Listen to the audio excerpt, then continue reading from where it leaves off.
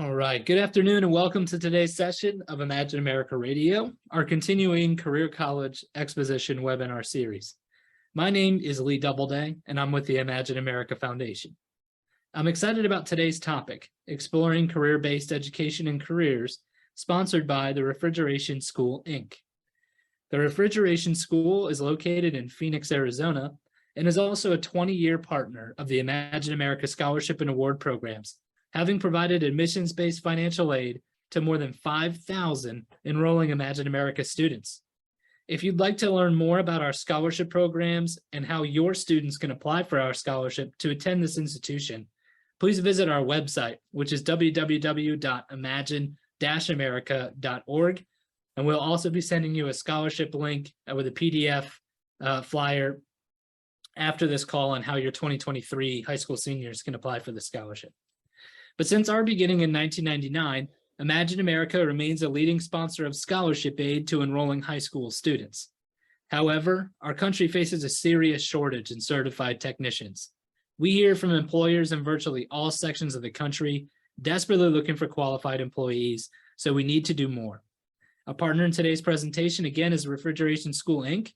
And joining us today to discuss in detail the looming technician shortage and how RSI is helping meet this need is Tamara Weld. Tamara is a high school admissions representative for RSI and has been working with high schools and higher education for a while now, so you're in great hands. But before turning the program over to Tamara, let me outline today's agenda. Today's session of Imagine America Radio will be 30 minutes maximum, with question and answers at the end of this presentation. All participants can submit questions while this presentation is in session via the Q&A or the chat feature in this Zoom meeting. So as we're going through the presentation, if you have any questions, please type them in, because we will be getting to them at the end of the presentation, or approximately 2:25 p.m. And we will address as many questions as possible and provide written responses and follow-up emails if necessary.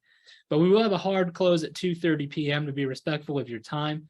So without taking any more time out of today's presentation, let me turn today's session over to Tamara. Tamara, the floor is yours. Thank you, Lee, and thank you for having us today. RSI, like he mentioned, we are the Refrigeration School, Inc.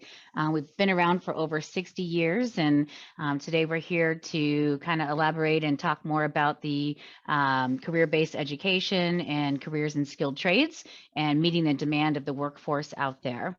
So like he said, my name is Tamara Wald. I'm a high school admissions representative here at RSI, and I'll take you through the presentation. Our first slide here is just going to kind of highlight some of the statistics right now and some surveys about what our current generation of students are looking for in a program after high school.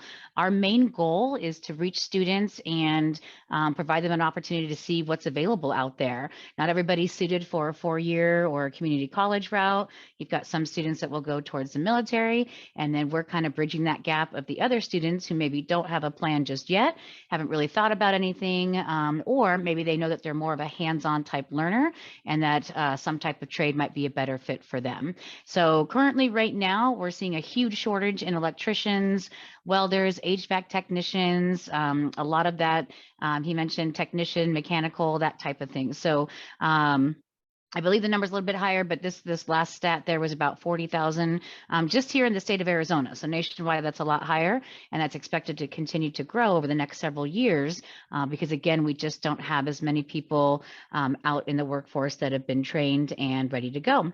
So this generation of students, you've got about 61% of them that are saying that a skills-based education makes sense for today's world. They can see the value in the hands-on training and jump-starting their career and getting to a quick start.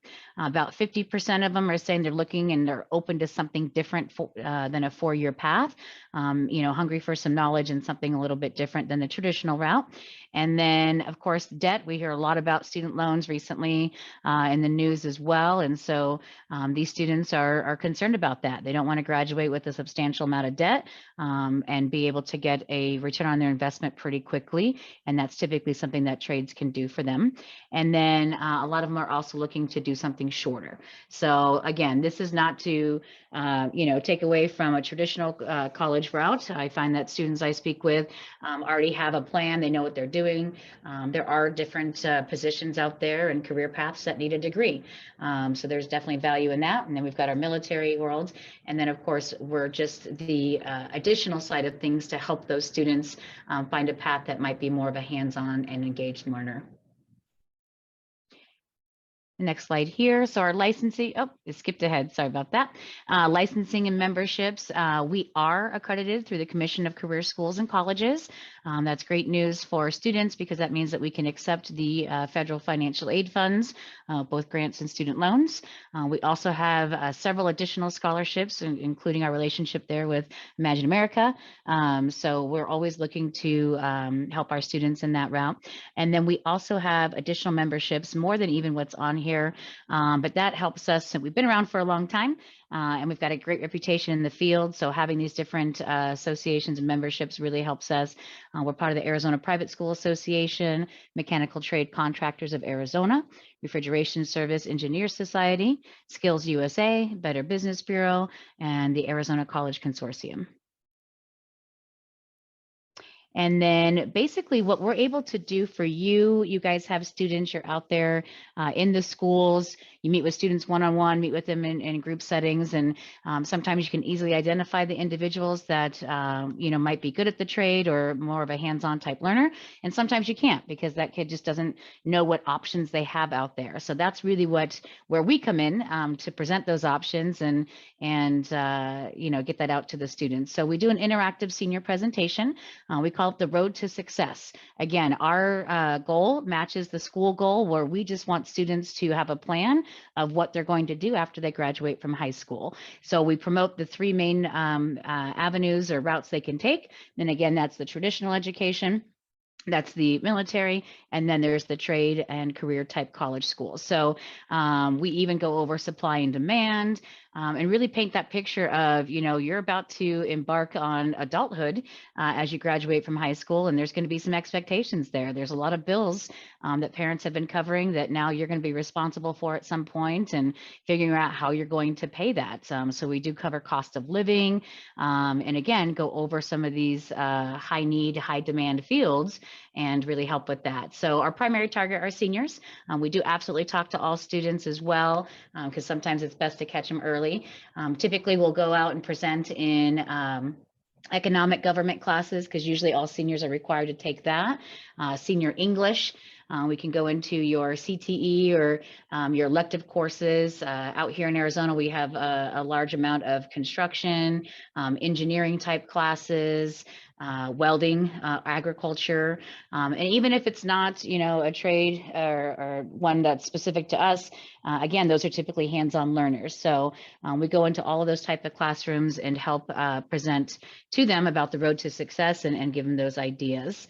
We do also provide campus field trips. So if you have a large population of students that want to come down, see the interactive hands-on environment, we have full structures here. We have a house, a mock house. We have a mock commercial building. We have our AC units, walk-in freezers. We have a full welding shop. We do welding competitions. So it's nice just to kind of, see the students light up when they see an environment like this. We have actually a field trip booked for one of our high schools up on the reservation. They're about 3 to 4 hours from our campus. They're bringing a bus full of students down to visit the campus and provide that opportunity. So we can do that for you. We do lunch and learn staff events. So if you're a local school, we can come out. If you're not, we can do virtual type events with you, whether it's a presentation. We do have a virtual tour of the campus as well. But the lunch and learn staff events, that's primarily going to be like school counselors. If you guys have a meeting, want us to come in and kind of chat about what we offer and, how we can get in and get to a large population of students to help you get the word out, as well as staff meetings, whether it's for the social studies department, because they include the government economics classes, the English department, so we can set up different things like that for you. And then remote demonstrations. So we do have instructors here on campus that are licensed and bonded, they're contractors. We've got individuals that that own their own companies. And we partner with a lot of employers that are eager to get out there and kind of talk about, what it's like in the industry, a day in the life of a technician, whether it's commercial, residential. So we will bring out people with us for some of these larger events when, again, you're trying to reach the students and give them ideas of what they can do after high school. So those are just some of the things. I'm sure we can get creative with additional things, again, if you are a high school that's maybe not here locally in Phoenix. But we have a lot of opportunities to help you and your students and, be able to bridge that gap and help for more success after high school. The three main trades that we focus on here at RSI, and yes, it says the refrigeration school, so I get it time and time again. Students ask, even adults, if they don't know the industry, oh, you guys work on refrigerators. So I always joke with them that, hey, yes, technically you could work on a refrigerator after our program, but think big picture, think a lot bigger. I mean, we focus on AC units, so air conditioning. You can imagine here in Arizona is high demand. And it keeps getting hotter even nationwide. There's been a lot of heat waves in areas that maybe weren't used to having, air conditioning, and now they need to have that. In addition, the big walk-in freezers, refrigeration units. So I really try to paint the picture for students to think about restaurants, hotels, hospitals, all of those type of, really any type of commercial building or business needs to have facilities engineers on hand because they can work on all those different types of units, as well as technicians. The other main area are electricians. So we see that there's a huge demand. So we do have a great electrical program that trains our students to become electricians. And then we have a fantastic welding program. All of these are quick. All of them are designed to get these students into these trades. And you can see here by the stats, we did some research, estimated to have over 1.6 million shortfall of skilled individuals in these fields in just the next 8 years. So that's going to go by quick. And again, we need more people out there in these trades to be able to meet the demand that the employers are looking for. So this one here highlights a couple of our female graduates, because that's something that we promote a lot as well, our women in skilled trades. The females that we put through our program, they're very proud of what they've accomplished, and we do have a scholarship exclusively for women in skilled trades. And, it is a male-dominated industry, but women have a lot to offer and tend to be very good at certain aspects, whether it's the welding side of it or the HVAC electrical, and they bring a different perspective. So employers are really looking to diversify, and women can help fill that gap. So I'm going to play this video here for you. It's real short, and then we'll continue on. I've never felt independence like this before. That first paycheck was like, whoo, what do I do with all this? I would have beat the boys. I can assure you, you can do it. I know they can do it because women performing at them. So again, very short, but it just highlights, and I love those smiles. Every single one of them were super happy. And I love it when I talk to female students about the opportunity. Some of them just light up because it's something that maybe they thought about, but nobody really encouraged them or told them they could be good at it. So again, that is a big focus for us, is reaching females that want to get into this trade as well. So this highlights our main programs. We do also offer a associate's degree. These are all diploma certificate programs. One thing I always highlight with students is that the length of time, all of our programs are shorter than 1 year. And a lot of these high school students really like that aspect. And in fact, 6-7 months, that's even shorter than a school year, which is what they're used to. So the associate's program is another 6 months after they complete the electromechanical technologies. That's our first program listed there. So that's a prereq. Doing that program, then they can enroll into the associates, and it's Associates of Occupational Studies and Mechanical Maintenance Engineering. So I always tell students, I've got some that are looking to be engineers, but they haven't quite, looked into the 4-year track, or they're just not ready for that just yet, or maybe they don't have the grades to do something like that. This is the practical, the hands-on side of engineering. They're going to learn how to read blueprints and wire up a whole house. So if they're not quite ready maybe for that traditional track, because we all have a different path. Sometimes students might go this route to help get into a career, to help pay for that traditional college experience, if they want to get into a field that requires a degree. So I love that we offer it. The electromechanical technologies, the 9-month program. We basically took the entire HVAC, which is the refrigeration technologies program that's right below it, those 6 courses that are in that 6-month program, and we added 3 more. So we added a residential and a commercial wiring course, as well as solar.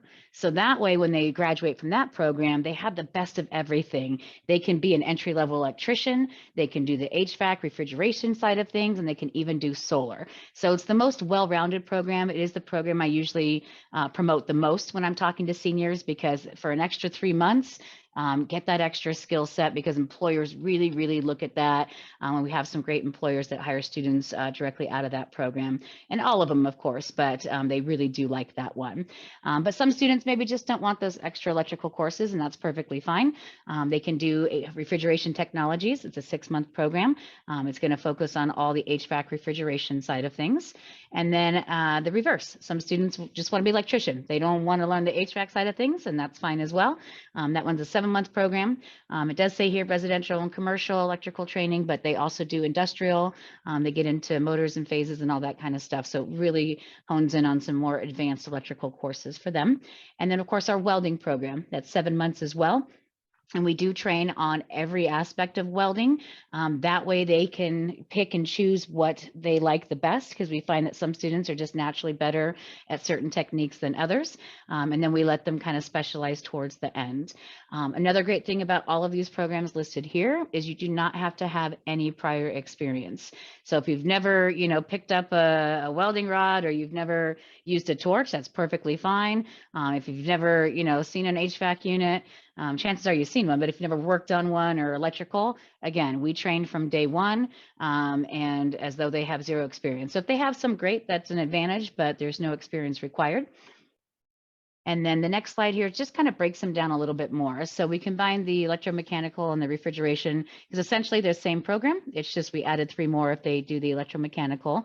So I mentioned earlier, they're going to get the refrigeration service side of things, technician, repair, air conditioning, and then with the EMT, they would have the added residential, commercial, electrical, and solar technologies. So what I love about the electrical courses, which we'll just run right into the next slide here, they literally wire up an entire house in their 2nd course. And we run 1 class at a time. So they do a class for 4 weeks. So in their 2nd month of their training, they are already learning how to wire up an entire house. Everything's to the National Electrical Code, so we make sure of that. Any type of certifications they need to work in the field are also included in the program. So for our HVAC students, they're going to get that EPA certification, the 608, the 609, the electrical. All their experience are going to get the safety training that most companies require. So we do that on purpose, because we want to make sure that once they graduate, they are ready to go out in the field, and there isn't anything else they have to do post-program to be eligible. So the other thing with the electrical applications is, I mentioned before, they're going to do commercial lighting, 3-phase motors. They wire up the buildings. They've got grounding and bonding. So they really dive into more of the electrical side. And we were able to incorporate smart home technology.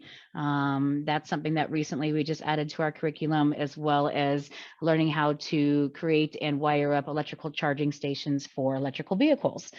So as new trends come out and, things change, we're able to keep up with that pretty quickly with these programs as well. The next one here, the welding I mentioned. So they have their own terminology. I always joke with students that you'll be talking like a welder probably by your 2nd course, so 2 months into the program. But it's basically covering the main techniques. So you've got small, which is your stick welding. You've got MIG welding, which is a wire-fed process. And then you've got your TIG welding and high frequency. So all of those techniques translate into structural welding if they want to be the one that's, building the large high-rise buildings, bridges, infrastructure, pipe welding, just like it sounds. They're out, in the oil rigs, the oil fields. They're working on pipelines, water pipelines, all different types throughout. And they can travel with these positions as well. Really, all of our programs, they can travel or they can stay close to home. There's a high demand everywhere. And then the aircraft welding and spacecraft welding, that's a little bit more of a finer detail, a little bit more attention to detail required there. So what we do is we teach them every technique, and then their very last course, we let them actually choose if they want to specialize in pipe welding and do more advanced coursework there, or if they want to go into more of the exotic metals like the thin alloy, aluminum, stainless steel, which is more like the aircraft and spacecraft welding. So we do that on purpose because we want to make sure that we're giving them the best opportunity to be successful out in the field. Something else that we created during the pandemic, like everybody else, you know, things had to shut down. We were able to quickly get back up and running just based on being an essential field. But we did discover that, you know, our students are not really cut out to do stuff online. That's not why they came to our program. They like the hands-on environment. So rather than do something on the computer, we developed something called OCU Weld. So it utilizes the Oculus, and it's a virtual environment. So they can actually continue practicing welding outside of the shop. Same thing on the electrical and the HVAC side. It's called interplay learning. So they can actually use this Oculus device. Looks like there's an HVAC unit in front of them. They can use their hands to wire that up, all in a virtual environment. And they're all interactive. So they tell them if they're doing it right. They tell them if they need to slow down, because the point of practicing is to practice the right way. So we want to make sure that we give feedback. So it's a very cool thing. The students love it. Every student that enters the program will get all of their materials, whether they're a welder, they get their whole gear package, they'll get their Oculus included, and they do get a laptop because when they do the Oculus, there are some components they give feedback to the instructors. With welding, it also is 80% hands-on, that they're in the shop welding, and the other 20% will be a combination of this virtual OCU Weld, as well as learning how to read blueprints, codes, that kind of stuff. On the electrical HVAC side, it's probably more about 60 to 70% hands-on, because there is a little bit more bookwork that has to happen there, obviously, keeping them safe, learning the codes, and the electrical side. So I've got a little video here I'm going to show you that just gives you a little snapshot of what OCU Weld looks like for our students.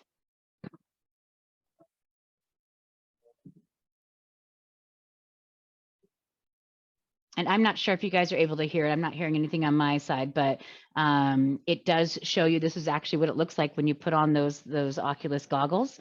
So it looks like you're in the shop. You can pick your materials. There's 19 different training modules. And again, each technique is covered. So that way they can get some extra practice and just really enhance their overall learning when they get back to the campus. And you can see there it's engaging. It tells them if they should go slower and gives them feedback as they're doing it. All right. Well, there the volume came on at the very end. So not sure what you heard, but hopefully you got a good idea of what that looked like there. All right, so our next slide here. Another big thing that we're very proud of and our accomplishment, and this is during a pandemic, we were able to maintain a 91% overall employment rate. I mean, that is the whole point of a trade school, of a career college, is to get your students out into the workforce in the career that they just trained for. So 91% of our students were able to place into positions, and some of them even before they graduate. In fact, that's typically our goal. We want to have them already placed before they leave. But day one, when a student becomes a student of ours, they have access to career services that can help them while they're in school. If they do need to work, I have some students, it's not an option. They have to make some money while they're in school, and that's perfectly fine. Our programs are designed to do that.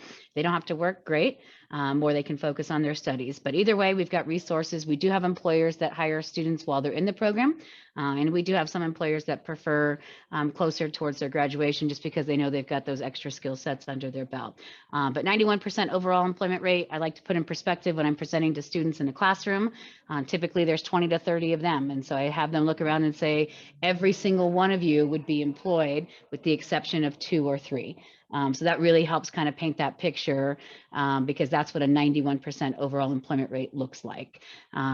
We have a partnership with Amazon, and I know they're nationwide. So any student, if they are working with Amazon or choose to work with them after 3 months of employment, Amazon offers a great tuition voucher program. They promote their employees to train. They know that most people there are there for a job because it pays, but not necessarily a lifetime career. So they do encourage going on for additional education, which is awesome because we partner with them and we accept those vouchers. It's $5,000 towards their tuition. No unrelated courses. Everything is geared towards directly what they're learning. So they go right into their core, obviously shorter length. We can immediately impact changes in our curriculum because we are a private school. That career assistance, I mentioned that. And then the practical hands-on training. And as we're coming to a close here, I love to highlight our tuition-free graduate retraining. So what that means is any course they took throughout their program, after they graduate, if they need to come back and just take a refresher, welding is a great example. We have a lot of students that maybe they're doing one type of welding, but they need to go and they're going to interview somewhere. We'll help them prep for their weld test. They can use our shop, they can use our booth, our materials. Same thing on the HVAC, refrigeration, electrical side. I use solar a lot as an example because maybe they're not going into a solar position right now, but a couple of years down the road, they get this amazing opportunity, but they haven't used that skill set. They can come back and just take that class again just to get refreshed. So that's a great offer, and that's a lifetime guarantee. As long as we're open, that's available to them. And we've been here over 60 years, so we've got a good, solid reputation. We've helped a lot of students. And this here, I know a lot of school counselors, you guys are promoting the FAFSA. We do have a school code. If they want to put that on there, just allows us to see what they're eligible for. Certainly not required. We have our own financial aid team that helps students through the FAFSA process and can always add the school code at some point if they decide that they would like to go here. So that is all about us in a nutshell and a quick amount of time there. So now we'll open it up for questions from you guys. Awesome. Thank you so much. We are going to now open this up for the Q&A portion of the presentation. So if you have a question, please feel free to type it into the Q&A feature or the chat feature. Tamara, the first question that came in, this person wants to know, are you either available to come to a classroom to speak to students or to do so virtually if they're not in the greater Phoenix area? Yes, absolutely. That would be me. I would be the one that would do that for you. So if you are local, I physically come to your campus. In fact, earlier today, I was just at one of our local high schools presenting to students. But if you are not in the immediate area, then yes, I can do that virtually with you and your students and get the information to you. Mm-hmm. Okay, great. The second question, and I think you may have literally just answered this, was about the FAFSA and whether or not your school offers federal financial aid. Yes. So the technical term is that the federal government offers the financial aid, but because we are accredited, we are able to accept those funds. So yes, any student that applies for FAFSA, whatever grant and student loan amount that can go towards their program, in addition to the Imagine America Scholarship and any of the other scholarship and programs we offer as well. Right. Got it. Okay. Mm-hmm. And the next question has to do with housing. Now, I know you don't have dorms, but do you offer a sort of housing assistance if students are coming from out of the area? Yes, so we do partner with the company. I believe they're called EduRent, and I'll get more information. So yes, students who are coming from out of state that need a place to live. There's a lot of, we're pretty central here in Phoenix. We're close to downtown and right next to the Sky Harbor Airport. We're also right off the light rail and public transportation. We do that on purpose because a lot of our students need that. So it's a great central location, and yes, we can help assist students if they're relocating from out of state. Okay, great. And okay. This question has to do with GPA requirements. Are there any GPA requirements in order to, what's the admissions practice to get into school there? So the admissions requirement is just that they have a high school diploma or GED. Obviously, if they're a senior, we know that they're going to have it, so they don't have to have it yet. But with our high school students, we do need to have the parents involved or guardian. Maybe it's not a parent, whoever is supporting them in that decision to attend our school. We do like to chat with them so we can go over all of it. Curriculum wise. And then if they're under 18, they do need a parent or guardian to sign the application. If they're 18 and older, they can do that on their own. But no, there's no GPA requirement. It's just that they're going to be graduating or, already have a high school diploma or GED. Okay, great. Okay, just a few house cleaning items here. Number one, I will be sending the recording of this presentation to all of you, likely tomorrow morning, along with the contact information for Tamara, so you can reach out to her directly. There is also a brief exit survey when you leave this meeting. If you wouldn't mind providing some feedback for us, that would be really appreciated. We do webinars like this all over the country. So anything you maybe didn't hear that you wanted to have covered, please feel free to let us know. But I will be sending you this recording along with the contact information for Tamara and our scholarship flyer on how your students can apply for a scholarship to attend this institution. But before closing, I just want to thank all of you for taking time out of your busy schedules to join us today. And I'd also like to thank Tamara for sharing with us today's presentation and encourage you to contact her directly with any future questions that you may have. But on behalf of the Imagine America Foundation, Tamara and myself, I want to thank you and goodbye. Thank you.